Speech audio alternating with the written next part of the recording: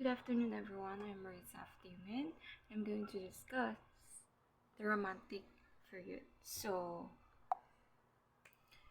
The Romantic period began roughly um, around 19, 1798 and lasted until 1837.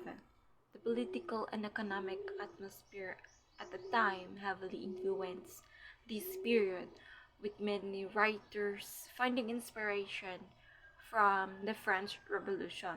So, um, French Revolution it is the has a significant impact on the works of the Romantic poets. Um, so there was a lot of social change during these periods. Calls um, calls of abolition of slavery became um, louder during this time, with more writing openly about their objectives after the agricultural revolution. People moved away from the countryside and the farmland and into the cities, where the industrial revolution provided jobs and technological innovations, something that would spread to the United States in 19th century. 19th so Romanticism is was a reaction against this spread industrialisms, as well as criticisms of aristocratic social and political norms, and a call for more attention to nature. Although writers of this time did not think of themselves as romantics. Um, so the start of romanticism. Um, so Robert Burns is considered the pioneer of the Romantic movement, although his um, death in 1996 precedes what many consider the start of Romanticism.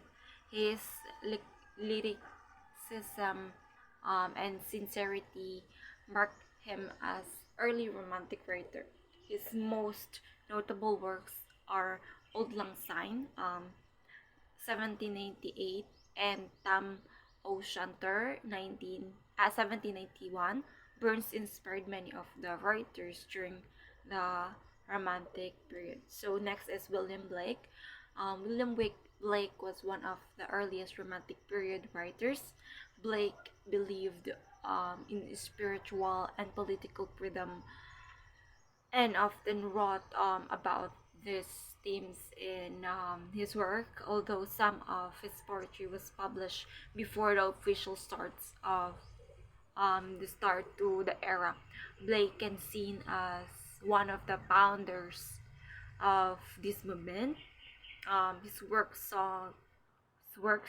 Songs of Innocence, 1788 89, and Songs of Experience, 1794, are the two of his most significant work. This collection of poetry are some of the first romanticized children.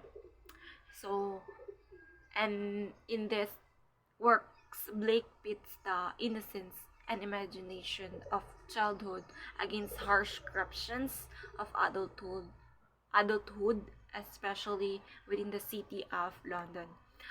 He was also shown for his beautiful drawings, which accompanied each of these poems. So next is poetry. Um, Scholars says that Romantic period began with the publishing of lyrical ballads. 1798 by William Wordsworth and Samuel Taylor Coleridge. So this was one of the first collection of poems that strayed from the more formal poetic dictions of neoclassical period. So poets of the period instead use everyday words that the average person could understand. This also aided the in expressing human emotion. Wordsworth primarily wrote about nature. He felt it could provide source of mental cleanliness and spiritual understanding. One of Wordsworth's well-known works is the Solidarity Reaper, 1807. This poem praises the beauty of music and shown the outpouring of expression and emotion that Wordsworth felt was necessary in poetry. His his greatest piece in the Prelude, 1850, a semi-autobiographical conversation poem that chronicles Wordsworth's entire life. Conversational poetry was the literary genre most commonly used by Wordsworth and Coleridge, with the latter writing a series of 8 poems following the genre structure of conversational verse and examining higher ideas of nature, man, and morality.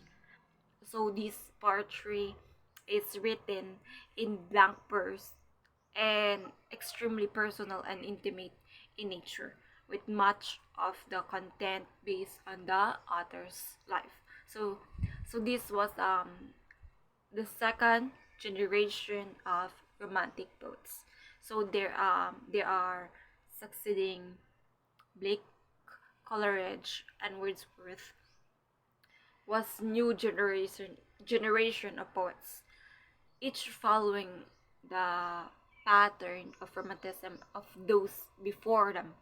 John Keats is still one of the most popular of these poets, with his work continuously read and analyzed day.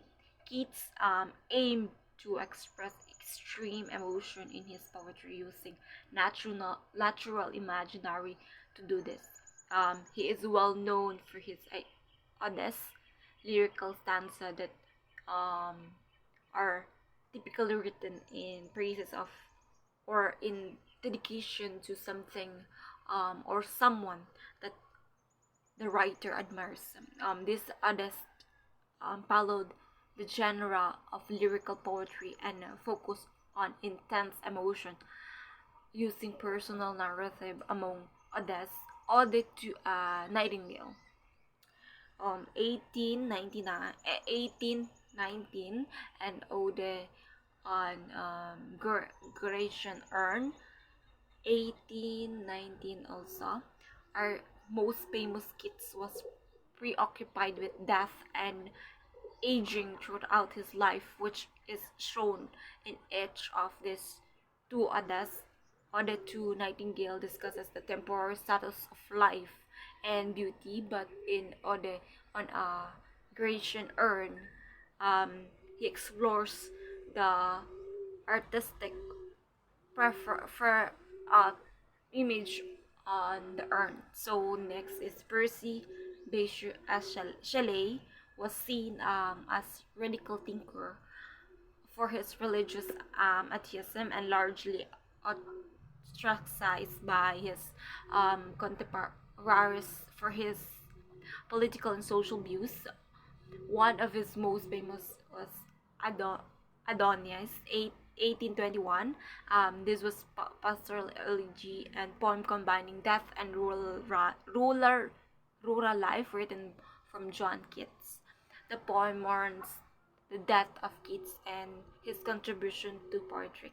Another of his well-known works was the Ode of the West Wind, 1819, where the discussion discusses the force and power of the wild wind, and it shows a romantic writer's tendency to connect nature with art. So, lastly, um, Lord Byron um, differed from the writing styles of Keats and Shelley.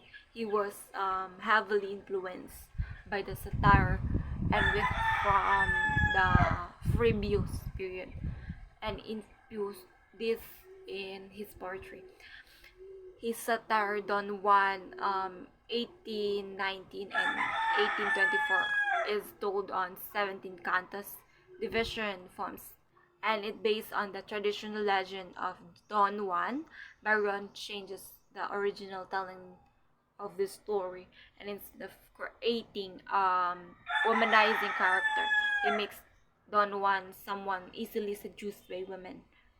Um, the cantos following his character's journey as he travels throughout Europe, meeting several women and continuously trying to escape from trouble.